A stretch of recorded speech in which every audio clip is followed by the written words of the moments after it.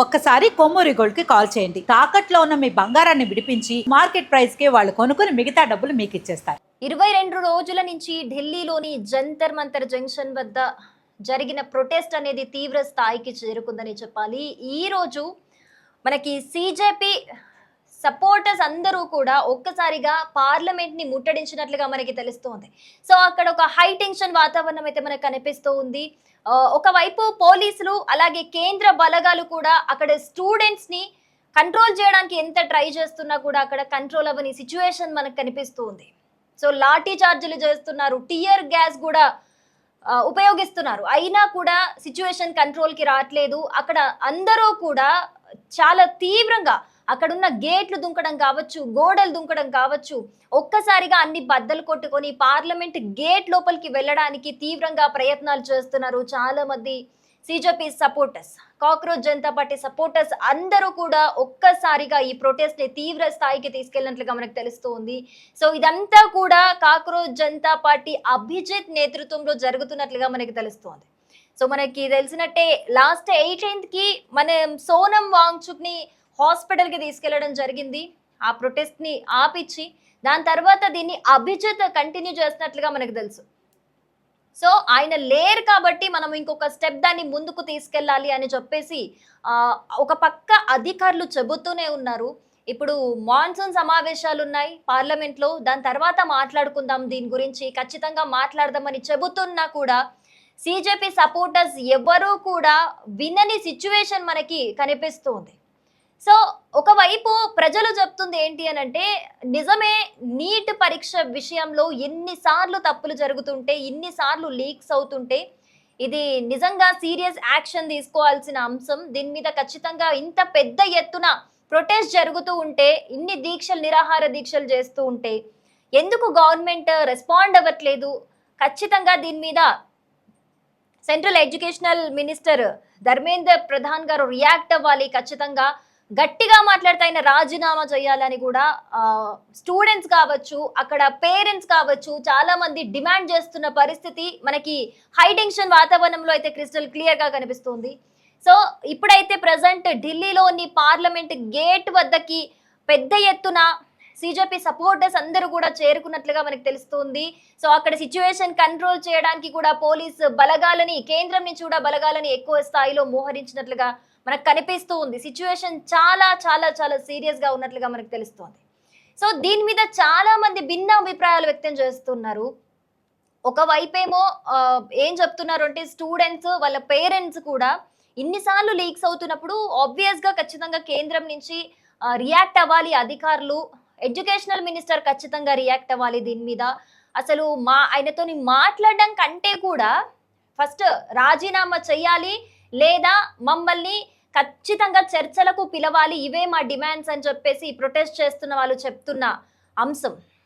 కానీ దీనికి సంబంధించి గవర్నమెంట్ నుంచి ఇప్పటి వరకు ఎలాంటి రెస్పాన్స్ అయితే రాలేదు. కానీ ఎందుకు అని మనం ఆలోచిస్తే గనక ఇంకొక వైపు చూసుకుందాము. ఇది జూన్ 28 నుంచి ఈ ప్రొటెస్ట్ అనేది స్టార్ట్ అయింది. స్టార్ట్ అయినప్పటి నుంచి కూడా ఈ ప్రొటెస్ట్ కి సోనం వాంగ్చుక్ గారు తప్పితే మిగతా వాళ్ళందరూ కూడా వాళ్ళ దృష్టిలో ప్రొటెస్ట్ అంటే వెళ్ళి తినడం, 3 పూటలా తినడం, తిని వెళ్ళి మధ్యలో బయటికి వెళ్ళి ఫ్రెష్ అవ్వడం రావడం, ఇది కాదు కదా ప్రొటెస్ట్ అంటే. వాళ్ళు తీసుకున్న ఒక అంశం మీద వాళ్ళకి సీరియస్నెస్ ఉండాలి.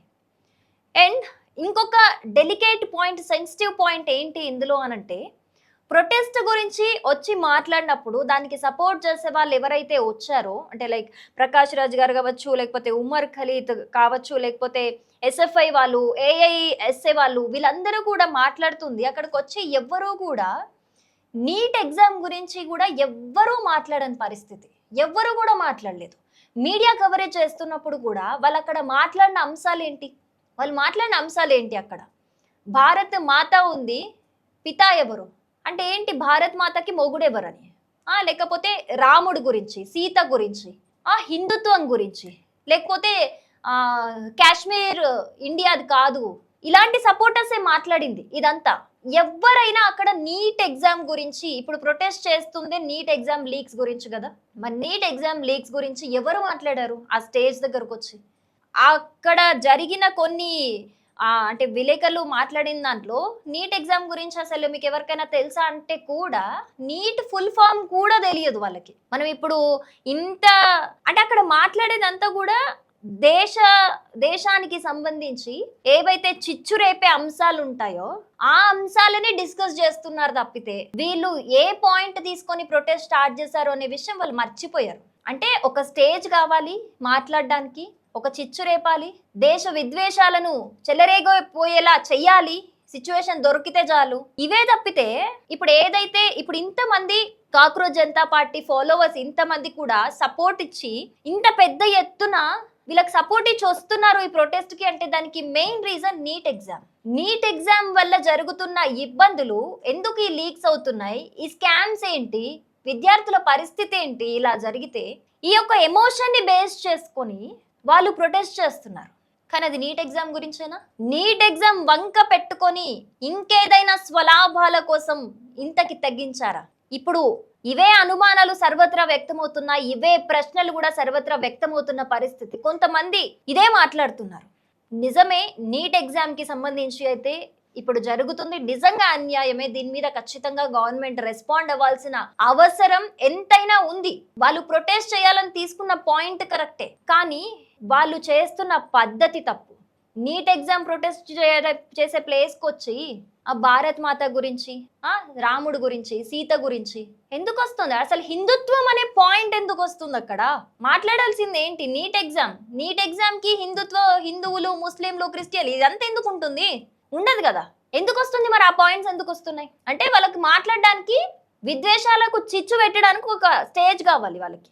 అండ్ ఇక్కడ మనం నీట్ ఎగ్జామ్ గురించి మాట్లాడుకుంటే 2014 కి బిఫోర్ ఇలాంటి నీట్ ఎగ్జామ్ లీక్స్ కి సంబంధించిన స్కామ్స్ 72 టైమ్స్ అయ్యాయి. 72 టైమ్స్. అందులో కాంగ్రెస్ గవర్నమెంట్ ఉన్నప్పుడే 55 టైమ్స్ జరిగింది. అప్పుడు ఎందుకు చేయలేదు? ఈ ప్రొటెస్ట్ అనేది అప్పుడు ఎందుకు చేయలేదు? ఇప్పుడు ఏదైతే అభిజిత్ అనే నేతృత్వంలో ఇదంతా జరుగుతుందో, అసలు అభిజిత్ ఎవరు? Aam Aadmi party supporter. So ఇక్కడ మనం పాయింట్స్ అన్ని కలుపుకుంటే మనకి ఇక్కడే క్లియర్ గా తెలుస్తుంది ఎందుకు చేస్తున్నారు.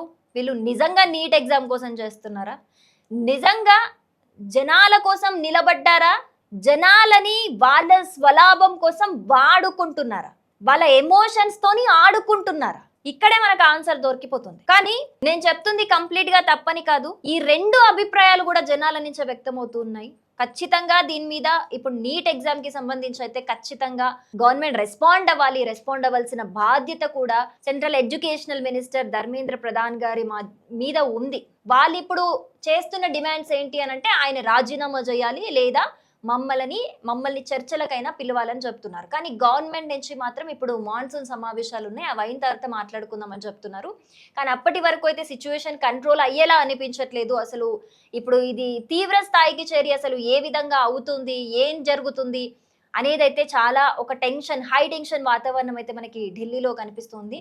సో మీరు చెప్పండి, మీ అభిప్రాయం ఏంటి అనేది. నీట్ ఎగ్జామ్ గురించి ఈ ప్రొటెస్ట్ జెన్యూన్ గా జరుగుతుందా, లేకపోతే జనాల ఎమోషన్స్ ని వాడుకుంటూ వాళ్ళ స్వలాభాల కోసం ఏదైనా చేస్తున్నారు? మీ ఒపీనియన్ ఏంటి అనేది తప్పకుండా కమెంట్ చేయండి.